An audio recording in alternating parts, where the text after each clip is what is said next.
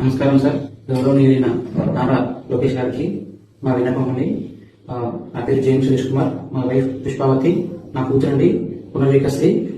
తనకు వచ్చేసి ఎస్సీబై టైప్ 1 అనే డిసీజ్ ఉందండి, జెనెటిక్ ప్రాబ్లం అంటారు. వచ్చేసి ఈ ట్రీట్మెంట్ మన ఇండియాలో లేదు సార్, ఫారెన్ లో ఉంటుంది అని డాక్టర్స్ చెప్పారు. ఆల్మోస్ట్ గా 2 years వరకు ఇంజెక్షన్ వేయించాలి. ఆ ఇంజెక్షన్ కాస్ట్ వచ్చేసి దగ్గర 16 కోట్లు అని చెప్పి అన్నారు సార్.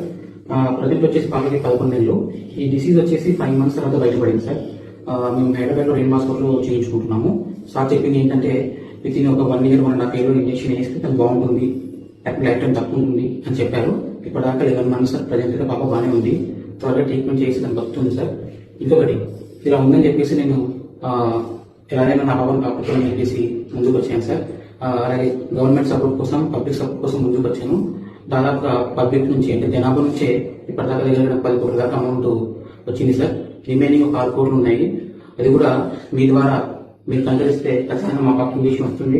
ఖచ్చితంగా మీరు నాకు సపోర్ట్ చేసి మా పాపని ట్రీట్మెంట్ ఇవ్వాల్సిందిగా కోరుతున్నాం sir. Thank you so much sir. Thank you sir.